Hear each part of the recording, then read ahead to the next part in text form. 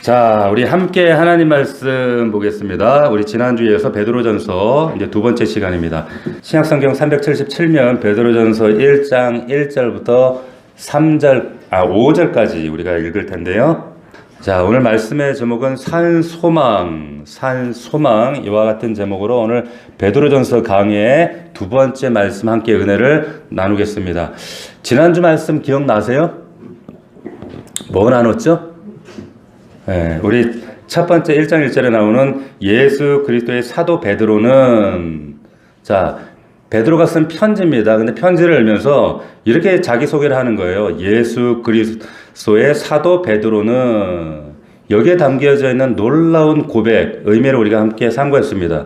텅 빈 그물 같은 인생, 아무것도 아닌, 정말 아무것도 아닌 무명 그 어부에 불과했던 그 어부가 주님 찾아와 주셔서, 또 한때는 예수님을 배신하고 3번씩이나 부인하고 자기 혼자 살겠다고 고기 잡으러 갔던 그 사람을 끝까지 포기하지 않고 찾아가 주셔서 그 인생을 어부의 인생에서 사도의 인생으로 바꿔주신 그 예수 그리스도가 있었기 때문에 지금 베드로가 이 고백을 하고 있는 거예요.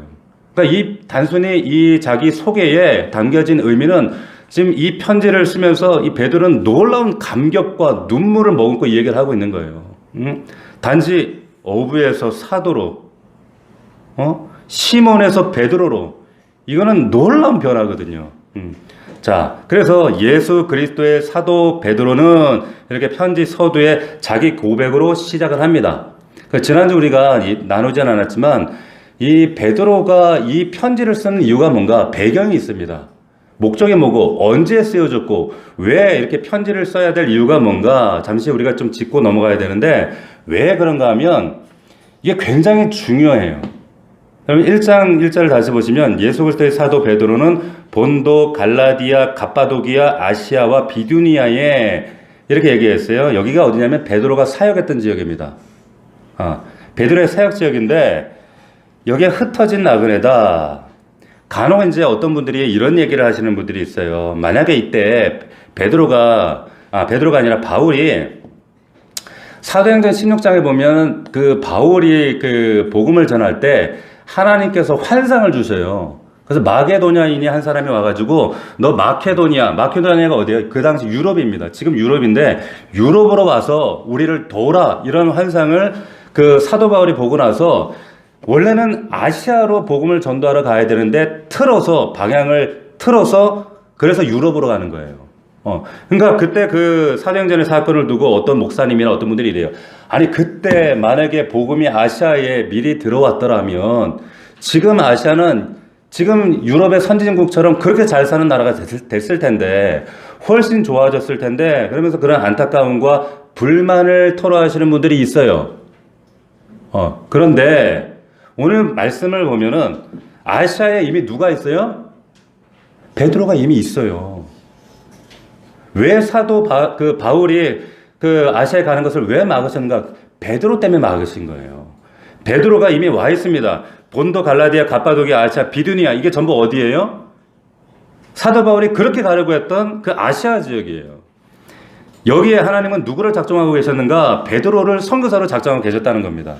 그래서 베드로가, 여러분 잘 기억해 보세요. 베드로가 사도로 부름받을 때 다른 그 제자들, 사도들과 달리 이 사람에게는 굉장히 구체적인 사명 3가지를 주셨습니다. 그 3가지가 뭔가 하면, 첫 번째는 갈라디아서를 보면, 우리가 갈라디아서 말씀 강의도 나눴습니다. 거기에 보면 이런 기록이 있어요. 제가 읽어드릴게요. 베드로에게 역사하사 할례자의 사도로 삼으신 이가, 이런 말씀이 있어요. 자, 베드로를 뭐의 사도로 삼았다고요? 할례자의 사도로 삼았다는 거예요. 그러면 할례자는 이방인들을 가리키는 거예요? 아니면 유대인들을 가리키는 거예요? 유대인들을 가리키는 거예요. 유대인들 가리키는 지금 명시하고 있는 내용인데, 지금 하나님께서 사도 바울은 이방인들 선교를 위해서 사도 바울을 세웠습니다. 그런데 베드로는 그럼 누구 위해서 세웠다는 거예요? 유대인들을 위해서 이 베드로를 불렀다는 거예요. 자, 그게 유대인들을 위해서 베드로를 부른 것이 그의 첫 번째 사명이고, 누가복음에 보면 또 이런 말씀이 있습니다. 너는 돌이킨 후에 형제를 굳게 하라, 이런 말씀이 있어요. 여러분 기억나시나요? 너는 돌이킨 후에 형제를 굳게 하라. 이게 예수님이 하신 말씀이에요. 자, 베드로의 사명은 두 번째가 뭐냐? 넘어진 형제 자매들, 실패하고 연약해서 실패하고 넘어지고 자초한 믿음의 형제 자매들을 일으켜주는 그 사명, 이 일로 지금 베드로를 부르셨다는 거예요. 이게 두 번째 사명입니다. 저희 교회도 그런 분들이 있어요. 넘어진 자들을 일으키는데 마음을 쏟고 기도하고 함께 중보하는 분들이 많이 계셔요. 이게 두 번째. 그래서 돌이키게 하고 회복하고 세우는 일. 근데 왜 그랬을까? 왜요? 베드로 지도 많이 넘어졌거든. 베드로 지도 3번씩이나 넘어지고 심지어는 부활하신 예수님 보고도 다 필요 없어 나 그냥 고기나 잡으래 도망갔던 사람이란 말이에요. 이런 실패를 경험했던 사람, 그러니까 동병상련이라고 그러잖아요. 남의 아픔, 자기가 넘어져 봤기 때문에 남의 아픔을 너무 잘 알아요. 예수님 배신하는 밑바닥까지, 자기 믿음의 바닥까지 쳐봤기 때문에, 그렇기 때문에 회복된 이후에 너는 돌이킨 후에 형제를 어떻게 해라? 굳게 하라. 이게 베드로의 두 번째 사명이 된 거예요. 자, 이게 두 번째 사명이고, 마지막 사명이 우리가 지난주에 살펴봤던 것처럼 요한복음 21장에 그 유명한 부르심, 내 양을 치라, 내 양을 먹이라. 그래서 목회, 목양에 대한 부르심을 받은 거예요. 이 세 가지 부르심이 베드로에게 주신 하나님의 엄중한 명령이요 사명 부르심이었다라는 거죠. 자, 오늘 이 예배를 통해서 여러분들에게도 내가 오늘 이 사명 하나만 붙들면 나 죽어도 좋다, 이럴 만큼 이 사명 붙들고 이 목적 가운데 나아가는 저와 여러분들 되기를 주의 이름으로 축원합니다. 축원합니다. 아멘. 자, 다시 1절을 보시면 예수 그리스도의 사도 베드로는 본도, 갈라디아, 갑바도기아, 아시아, 비두니아의 무슨 나그네? 무슨 나그네요? 흩어진 나그네. 예.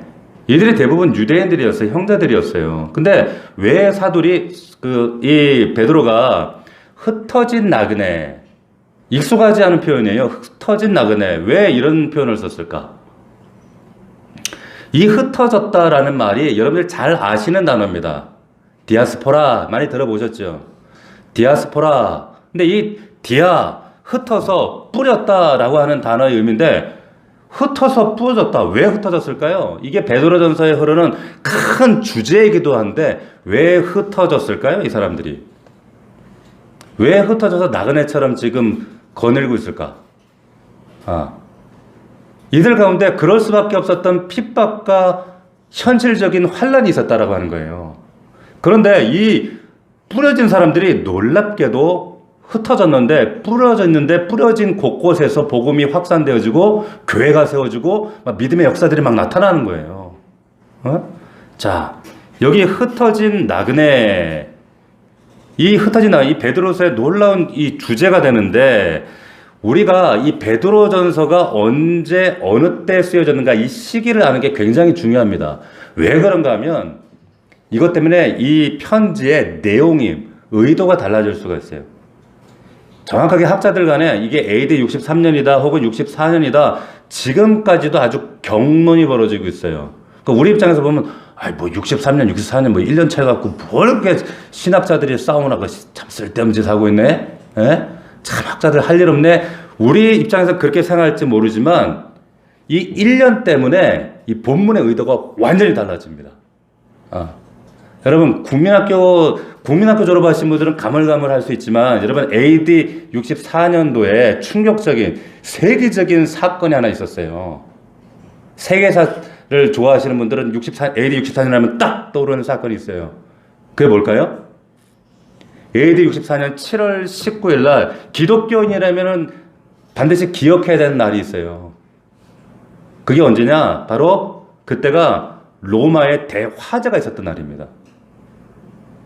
자, 누가 일으켰어요? 그 화재? 자, 처음에는 뭐 그냥 흉흉했어요, 소문들이. 그런데 나중에 알고 봤더니 이거 누가 저질렀어요? 황제. 그 황제가 누굽니까? 검은 고양이 네로였단 말이에요. 네로 황제가 그 일을 했는데, 이 네로라고 하는 이 황제는 역사 사료에 보면 나와 있지만 이 사람은 사이코패스입니다. 오늘날로 말하면 사이코패스예요. 정신분열증 환자예요. 집안도 이런 사이코패스 집안이 없어요. 지네들끼리 다 결혼해. 근친상간이 굉장히 심했던 집안이 이 집안이었어요. 그러니까 정신분열증 환자가 나오지. 이 네로가 이 정신분열증이 있어가지고, 그런데 또 예술에는 각별한 이 은사가 있었어요. 시를 잘 썼어요. 그러니까 막 이 분열 증세가 있으면 막 시 쓰겠다고 별별 것들을 막 망상하면서 상상하면서 시를 쓰는데, 이게 한날은 머리를 아무리 쥐어짜고 해도 시상이 안 떠오르는 거예요. 안 떠올라. 그래가지고 예술 쪽에 있는 사람들, 우리 교회는 예술 쪽에 있는 분들이 계시나? 예술 쪽에 있는 분들은 이게 마감이 가까우고 어떤 문장이 떠오르지 않고 이러잖아요. 그럼 머리를 쥐어짜고 막 괴로워요. 그러니까 여러분, 객주 쓴 그 김주영이라고 하는 작가가 한때 절필을 했거든요. 왜냐하면 자기가 고백하기 이러는 거예요. 아무리 쥐어짜도 영혼의 샘이 마르고 갑갑하고 답답해서 나 더 이상 못하겠다. 절필 선언해버렸다고요. 홍어 객주를 쓴 사람이잖아요. 근데 아무튼 창작 쪽에 있는 사람들은 막 이것 때문에 사람 피가 마르고 심지어는 자살하는 사람도 있다니까요. 그러니까 네로가 이 시상이 떠오르지 않으니까 로마에다가 시내에다 불 질러버리는 거예요. 불 지르고 나서 펄펄 그 불타는 로마 시내를 보면서 시를 짓는 거예요. 여러분, 코바디스 영화 보셨죠? 거기 보면 그런 장면 나오잖아요. 기가 막힌 거예요. 그러니까 그 화제에 의해 막 민심이 이반되고 막 사람들이 뒤숭숭하고 나라 분위기가 뒤숭숭하니까 누구한테 뒤집어 씌웁니까? 기독교인들을 뒤집어 씌운 거예요. 쟤네들이 이 못된 짓 했다.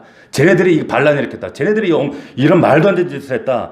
그래서 이 사건을 기독교인들한테 뒤집어 씌워서 그때 AD 64년 7월 19일에 이 사건을 기점으로 엄청난 핍박이 이제 교회 안에 불어닥친 거예요.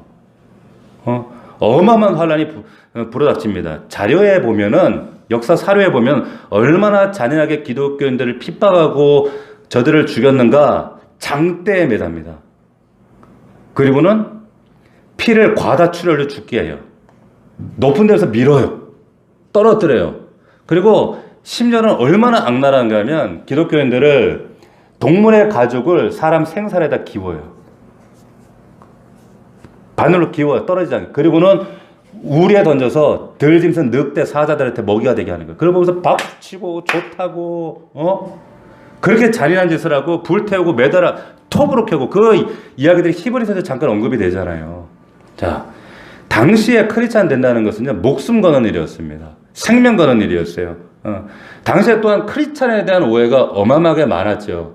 그러니까 우리 교회도 성찬을 하지만은 예수의 피입니다. 포도주를 나누고 또 떡을 나누잖아요. 근데 그거를 소문을 내기를 이 그리스도인들은 식인 풍습이 있다. 이래가지고 그 교회 소문을 만들고 가짜 뉴스를 만들어가지고 핍박하는 거예요.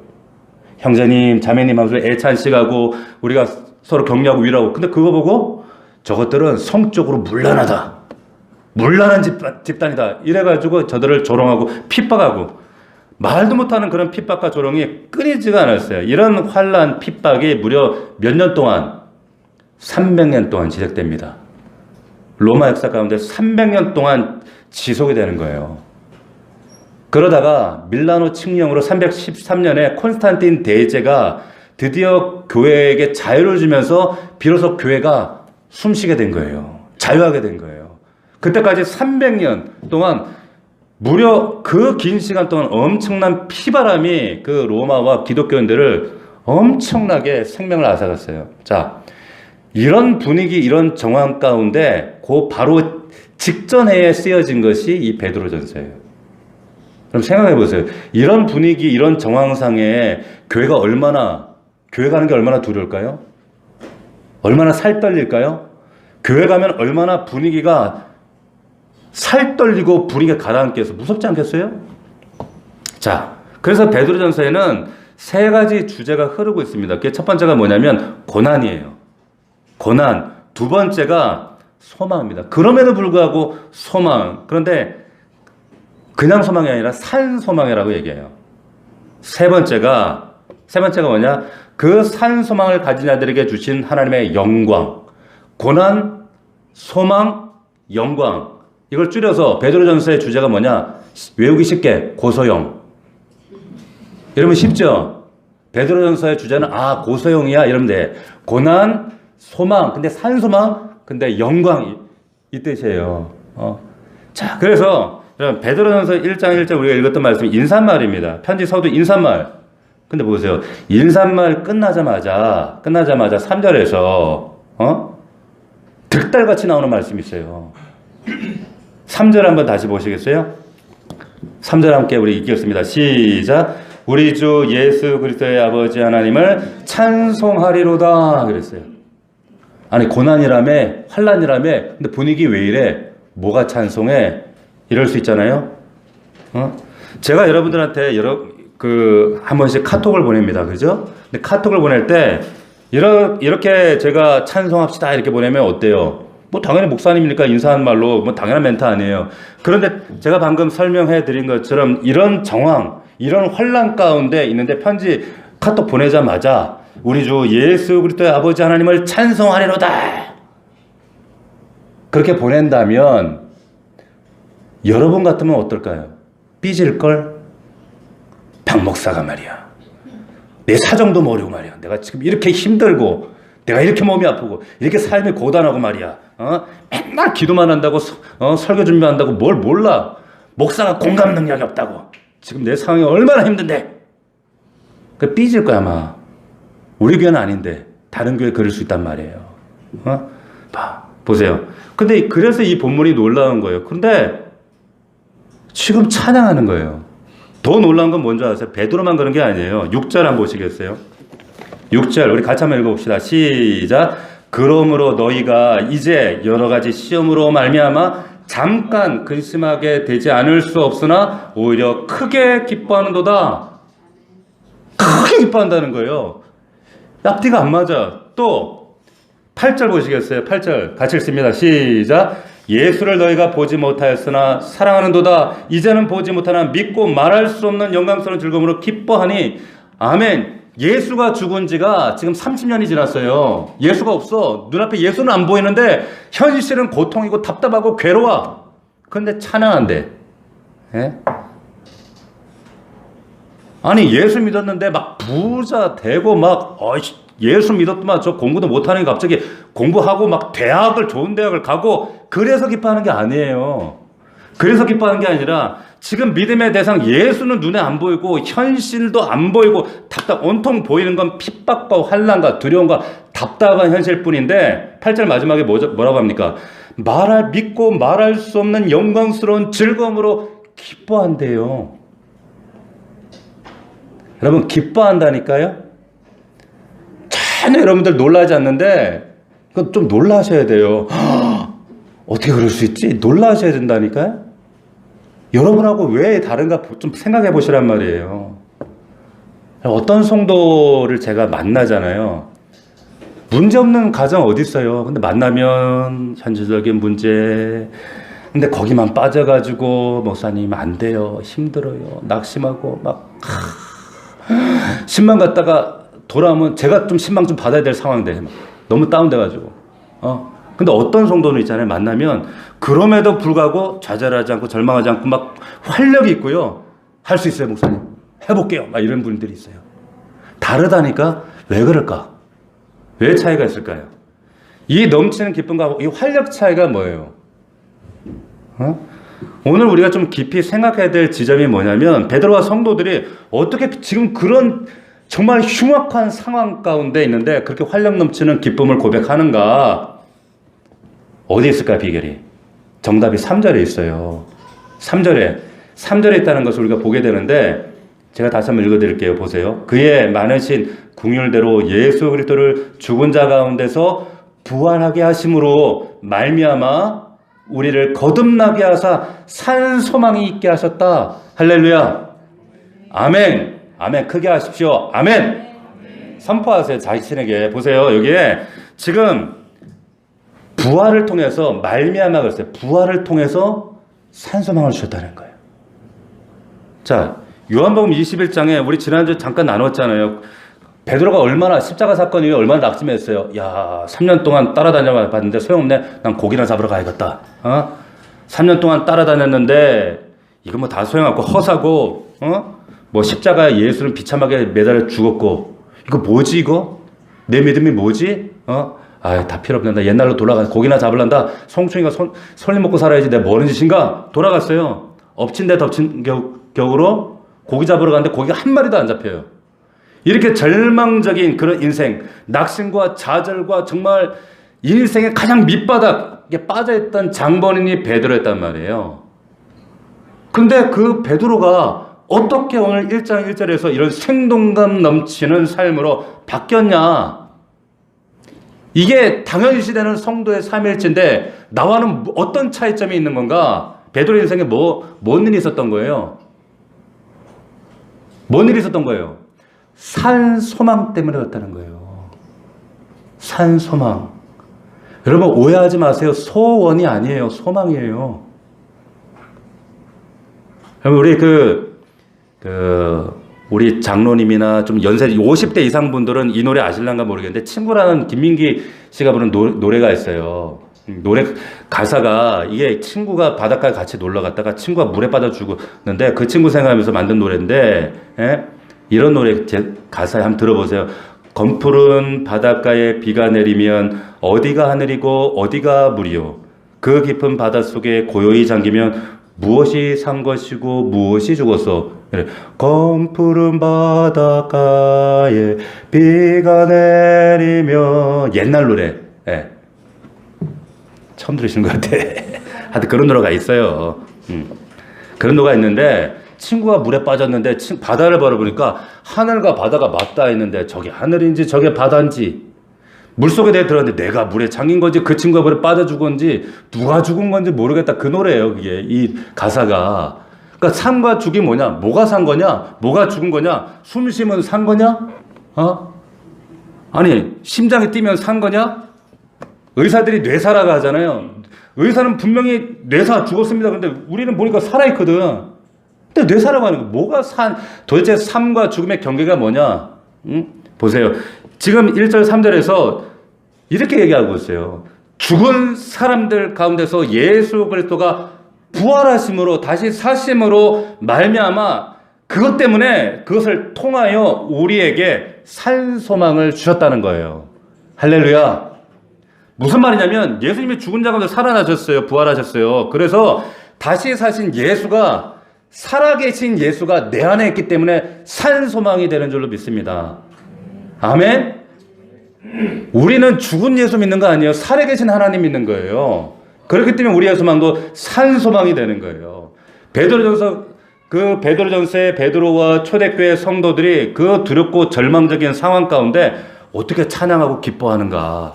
납득이 안 되는 거예요, 사실. 왜 그런가? 그들이 가졌던 산 소망 때문에. 부활을 통해 얻게 된 그 예수 그리스도를 만남으로 인격적으로 인카운터함으로 그분이 주신 산 소망, 리빙 살아있는 소망 때문에 그렇다는 거예요. 베드로가 그랬기 때문에 난 고기나 잡을란다 하고 옛날로 돌아갔던 베드로가 한 번의 인생이 역전되는 그 발판이 됐던 것이 바로 이 산 소망 때문이에요. 자, 우리는 여러분 십자가 예수 중요합니다. 근데 우리는 십자가 예수를 믿는 거 아니에요. 부활하신 예수를 믿는 거예요. 이거 오해하시면 안 됩니다. 십자가를 제가 간과하는 게 아니에요. 그런데 십자가의 예수는 그 당시에 많이 죽었어요. 젊은 사람들이 많이 매달려 죽었다니까.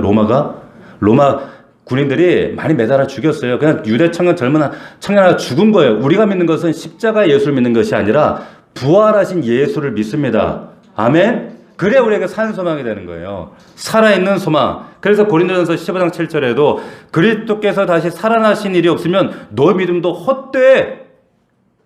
여전히 너희 죄 가운데 있어. 이렇게 얘기하는 거예요. 자, 이 부활 신앙이 회복돼서 우리 안에 여러분 살아있는 소망이 내 안에 나를 장악하게 되면 어떠한 역사가 있는가?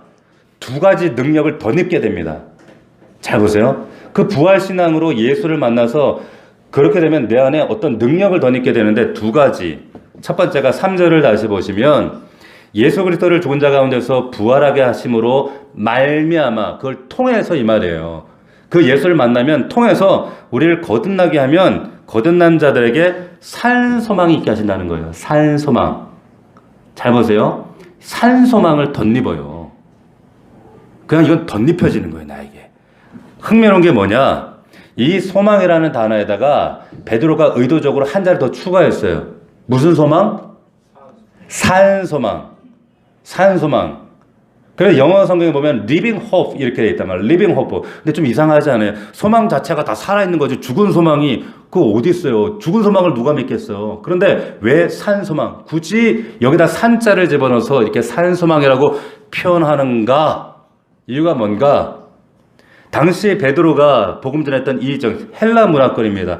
헬라 문화권에서도 소망이라는 단어 많이 썼어요. 소망, 소망, 소망.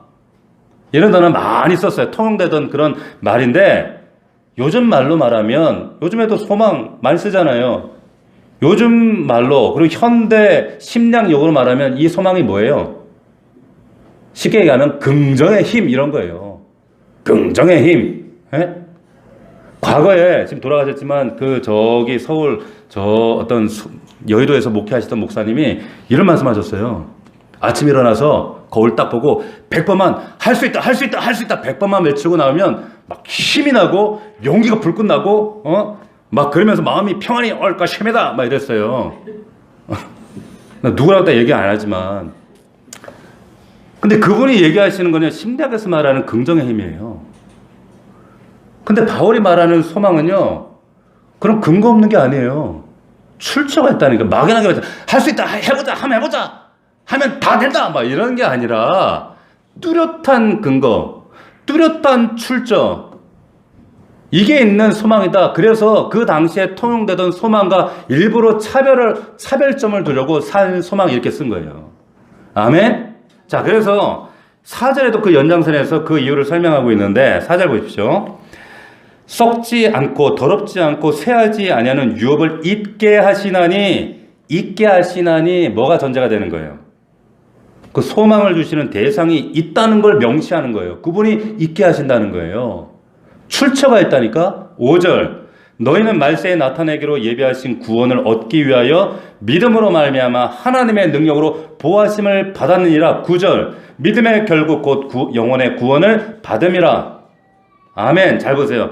우리의 초점이 지금 비록 이 땅에 발 딛고 살아가기 때문에 육신에 있지만 그러나 우리의 초점은 육신에 있는 게 아니라 우리가 가져야 될 산 소망은 그냥 이 땅에서 100년 사니까 잘 먹고 잘 사는 것 그게 아니라 예수 그리스도를 통하여서 허락하신 부활 그 생명 그 생명을 통해서 그 소망이 우리가 영혼의 구원을 받고 그로 말미암아 그분을 통해 주시는 소망으로 말미암아 덧입혀지면 잘 보세요. 그분 때문에 에베소서 말씀에 의하면 하늘에 속한 신령한 복이 우리에게 덧입혀지는데 그 복이 이 땅과 저 하늘에서 우리가 누리게 된다는 거예요. 근데 이 모든 일을 진행하시는 분이 예수 그리스도. 그러니까 이 모든 믿음과 소망의 근거가 누구다? 예수 그리스도. 출처가 있다 이 얘기를 하려고 하는 거예요. 자, 그래서 산 소망이라고 얘기를 하는 겁니다. 자, 설명드리기 위해서 우리 말씀 한 군데 찾겠습니다. 시편 42편 5절 말씀 찾아보겠습니다. 자, 구약성경 832면 좀 이 말씀은 여러분들이 좀 이렇게 표시를 해주시면 좋겠어요.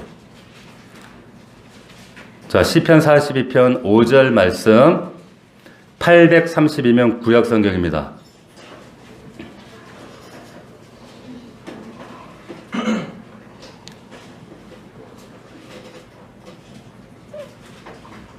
다 찾으셨어요?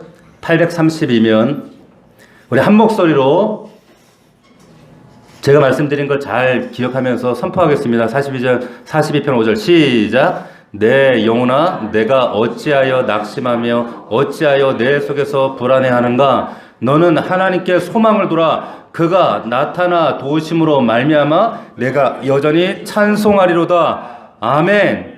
잘 보세요. 크리스찬들은 낙심으로 살다가 찬양으로 마무리되는 인생이 크리스찬이라는 거예요. 그리스도인들은 좌절로 시작하더라도 기쁨으로 마무리되는 게 그게 그들의 인생이라는 거예요. 이하나, 너 불안하지 지금? 너 두렵지? 하나님께 소망 두라니까? 하나님께 소망 두라. 사실은 내가 막막하고 두렵고 힘들어도 우리는 산 소망을 가질 수 있다. 믿습니까? 자, 그래서 보세요. 베드로전서 1장 21절 다시 또 돌아와서 베드로전서 1장 21절도 똑같은 얘기하고 있는 거예요. 같이 읽어보겠습니다. 21절 시작. 너희는 그를 죽은 자 가운데서 살리시고 영광을 주신 하나님을 그리스도로 말미암아 믿는 자니 너희 믿음과 소망이 어디에게? 하나님께 있느니라 하잖아요. 하나님께. 그래서 우리는 산 소망을 가진 자들이에요. 뚜렷한 출처가 있다. 그래서 뭐 조엘 오스틴 목사가 쓴 뭐 긍정의 힘, 뭐 한마디로 얘기하면 이런 거잖아요. 할 수 있다, 해보자, 힘내라, 뭐 막 계속 강조하는데 책이나 설계 보면 똑같아요. 근데 그 교회에 여러분 미국 사람들이 어마어마하게 몰려요. 납득이 안 돼요. 엄청 이 얘기를 많이 하는데 우리는 그런 소망 아니에요. 그런 심리학의 인본주의 심리학이 아니란 말이에요. 이거 여러분 잘 들으세요. 그 긍정의 힘은 복음 아니에요. 이거 굉장히 위험한 복음이에요. 우리는 근거가 출처가 있는 복음이란 소망이란 말이에요. 꼭 기억하시기를 축원합니다. 그럼 이 산소망 가진 사람들이 뭐가 달라지나 보세요. 뭐가 달라지는가? 6절을 다시 보면 같이 한번 읽어볼까요? 시작. 그러므로 너희가 이제 여러 가지 시험으로 말미암아 잠깐 근심하게 되지 않을 수 없으나 오히려 크게 기뻐한다는 거예요. 산소망을 가진 사람들이 이런 믿음의 역사들, 증거들이 나타나요. 여러분, 박 목사는 근심이 있을까 없을까? 많아요. 저도 사람인데 저도 여러 가지 시험으로 잠깐 근심할 일이, 걱정할 일이 산더미 같아요, 사실. 능력도 없어요. 목사라 돈도 없어요. 언변도 부족해요. 여러분 모르지만 속삭이는 사람도 많아요. 그러니까 잠 안 올 때가 많아요. 어제도 2시까지 잠이 안 오는 거예요. 어떻게 하면 우리 성도들 귀에 영혼의 말씀 좀 들어가게 할까? 말씀을 고쳤다 옮겼다 고쳤다 옮겼다 고쳤다 옮겼다. 그러다 깨고 집에 들어갈 때마다 마음이 무거운데 저도 잠깐 근심할 때가 많다니까요. 그런데 제 속에 그것만 있는 게 아니에요. 6절 다시 보시면 분명 집에 들어올 때는 무거워서 잠깐 근심하는데 집에 들어왔다가 제가 밤에 자고 기도하고 자잖아요. 그 산소망이신 예수를 붙잡고 약속의 말씀 붙잡고 나면 그 다음날 그냥 막 또 샘이 나는 거예요. 할렐루야. 여러분 이 신비가 있으셔야 돼요. 그러니까 그 근심이 오히려 크게 기뻐하는도다. 이거 내가 뭐 기뻐한다고 해서 기뻐해요? 이게 내 의지로 돼요? 여러분 신앙생활 하고 있는 저와 여러분들이 이 신비와 이 놀라운 능력을 경험할 수 있는, 잠깐 근심할 수밖에 없는 우리 나그네 같은 인생이지만 이 활력과 능력이 회복될 수 있는 저와 여러분들이 되기를 주의 이름으로 축원합니다. 8절도 마찬가지죠. 예수를 너희가 보지 못하지만 사랑한도다. 이제도 보지 못하고 못하나 믿고 그 다음에 말할 수 없는 영광스러운 즐거움으로 기뻐한다. 예수님도 안 보이고 하나님이 계신지 안 계신지 오늘 뭐 억지로 끌려 나오긴 했는데 현실은 답답하고 내일 가면 또 해야 될 일을 산적돼 있고 답답하고 힘들고 고단하고 가슴 진짜 멍하고 상황은 막막하지만 말할 수 없는 영광스러운 즐거움으로 기뻐하는 것, 이게 뭐예요? 이거 신앙생활이라고 하는 거예요. 그래서 여러분 신앙생활이라고 하는 것은 저 정도가 신앙생활 잘하고 있나 못하나 이 신앙과 기쁨은요 이게 절대 분리가 안 됩니다. 절대로 뗄 수가 없어요. 그래서 여러분 신앙생활이 막 성숙해지고 충만해지면 표정을 보면 나와요. 그리고 가정에서도 보면 막 기쁨으로 바뀌어져요. 왜 어떤 집에서 가면 제가 가정 신방하면 다 똑같지는 않아요. 어떤 가정 가면 아버지도 얼굴이 시커멓고 어둡고 애들은 더 어두워 시커멓고 식탁에 둘러 앉아가지고 대화도 안 해. 사랑이 없어. 이건 정상 아니에요. 예수 믿는 가정은요 소통되고 용납되어지고 사랑하고 기쁨이 넘치고, 왜? 산소망 때문에. 인간적으로 보면 저 예편네 꼴보기 싫은데도 저놈의 자식 공부도 안 하고 꼴보기 싫고 아빠는 용돈도 안 주고 그렇지만, 그런데 그 예수 그리스도께서 내 안에 부어주신 산소망, 그 소망이 내 안에 기쁨이 나를 장악하잖아요. 다 이뻐 보여. 용납된다니까. 그게 믿는 자들의 가정이에요. 교회도 그래요. 어떤 교회 가면 막 이렇게 활력 있는 교회가 있어요. 우리 넘치는 거지. 뭔가 넘치잖아, 우리는. 어느 교회 가면 뭔가가 이렇게 묵직해 들어갈 때부터 뭔가 거룩하고 왠지 신발을 벗어야 될 것 같고 뭔가 조심해야 될 것 같고 왠지 할렐루야 이렇게 거룩하게 해야 될 것 같고 막 이래. 네. 그런 교회가 되면 안 돼. 교회는 뭔가 하나님이 역사하시는 기쁨이 있고 성도들 보면 환하고 왜 집사님들 있잖아요. 저 집사님 옆에 가면 왠지 기분이 좋고 뭐 맛있는 거 사주는 것도 아닌데 저 집사님하고 조금만 얘기하면 뭔가 격려가 되고 위로가 되고 막 소망이 생기고 막 이러고 이래야 되는데 저 집사님 옆에 가면 불편해. 저 집사님 이쪽으로 가네. 난 이쪽으로 가야지. 막 남의 교회 그렇단 말이에요. 여러분 기쁨이 넘치면 산소망이 넘치면 이 기쁨이 넘치면 이런 역사들이 교회와 가정과 얼굴 표정 하나 구석구석에 다 드러나게 돼 있어요. 절대로 이게 분리되지가 않습니다. 뭐 교회 안에 ENFP가 많아가지고 교회가 뭐 밝아요. 뭐 말도 안 되는 소리 하고 있네. 예. 그건 택도 없는 소리예요. 성도들이 밝아요. 기뻐야 돼요. 보세요. 여러분 설교도 그렇습니다. 설교도 어떤 목사님들 보면은 막 진짜 막 쪼개고 분석하고 주회를 하고 막 이러면서 기가 막히게 엄면도 화려한데 말씀 듣고 나면 성도들이 막 얼굴이 우중충하고 우울해지고 절대 좋은 설교 아니에요. 그러면 회개가 물론 회개 중요해요. 우리가 금요일에 선지서 말씀 계속 나누거든요. 회개가 중요하지만 이 낙심시키는 게 회개가 아니에요. 이 회개의 말씀은 이 회개의 역사가 터지면 막 용기가 생기고 소망이 생기고 나도 한번 해보자 할 수 있겠다 산소망이 생기는 게 이게 참된 회개란 말이에요. 아멘. 자 마지막으로 제가 한 가지만 더 당부드립니다. 자 산소망이 여러분 더욱 온전하게 기쁨을 만들고 이 산소망 때문에 내 정말 풍성한 그 즐거움을 풍성한 기쁨을 살아갈 수 있는 비결인데 이 산소망이 성숙하기 위해서 필요한 것이 있다. 그게 뭔가 하면 여러분 사도 바울은 고린도전서에서 믿음, 소망, 사랑 이렇게 얘기를 했어요. 그죠? 근데 여기 베드로서에 보면 이 순서를 베드로가 좀 달리 했습니다. 산소망을 제일 먼저 얘기했어요. 그만큼 중요하다는 거예요. 산소망을 얘기하고요. 5절에 보면 믿음을 얘기합니다. 5절에 보면 믿음으로 말미암아 하나님의 능력으로 부하심을 받았다. 8절 예수를 너희가 보지 못하나 사랑하는도다 이렇게 얘기했어요. 그러니까 순서가 산소망 그리고 믿음, 사랑이에요.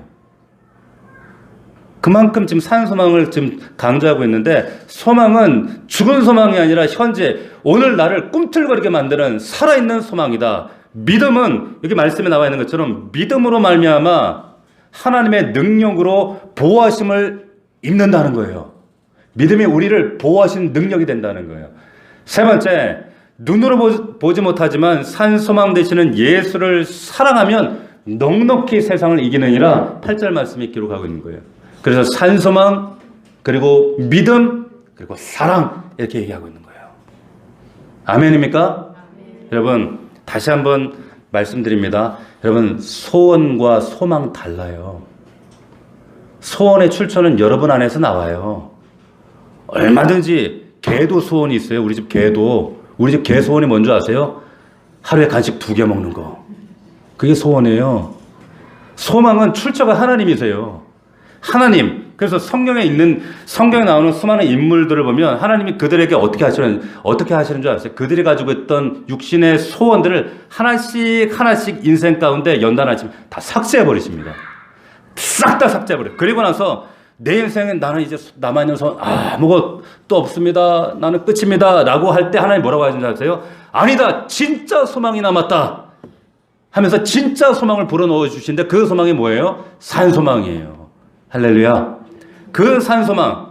우리 믿는 자들은 내 소원 성취하기 위해서 살아가는 자들이 아니라 그 소원 성취 때문에 오늘도 내일도 부지런히 달려가는 사람들이 아니라 그 산소망 붙들고 살아가는 자들입니다.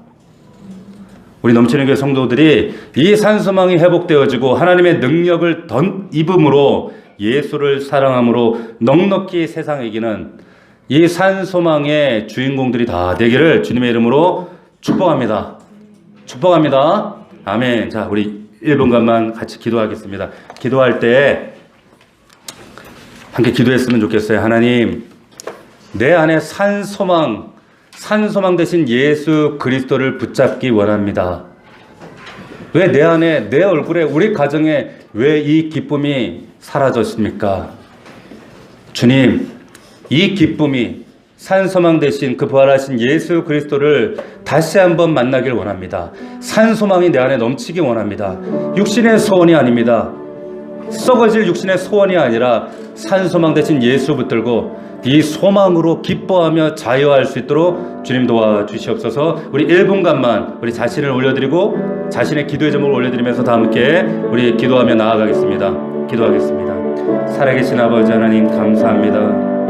거룩하신 아버지 하나님, 주님 은혜로 여기까지 있게 하시고 살게 하신 주님, 거룩하신 아버지, 우리 사랑하는 넘치는 교회 모든 성도들이 한 사람 한 사람 하나님 산소망 대신 예수 그리스도를 붙들고 살기에 합당하도록 주님 역사하여 주시옵소서.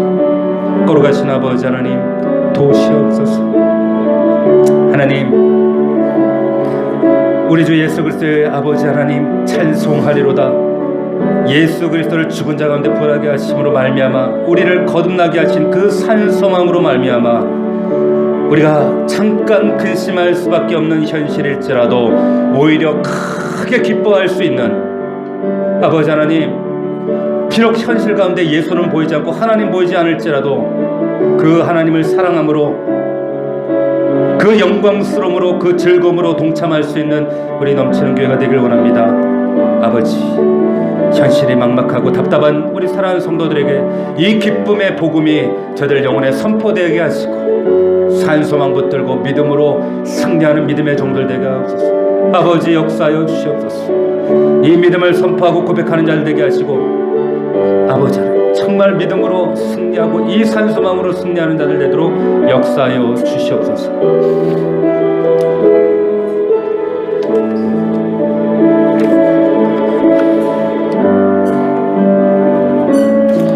거룩하신 살아계신 아버지 하나님, 우리가 살아계신 하나님을 믿음으로 단지 종교인처럼 세상 이방 종교를 따르는 이방 종교들처럼 책가방 들고 그냥 마당만 밟는 그런 종교 신앙이 아니라 참된 믿음의 대상, 우리의 소망의 출처가 되시는 예수 그리스도 살아계신 분을 믿기 때문에 우리에게 허락하신 소망도 살아있는 소망인 줄로 믿습니다.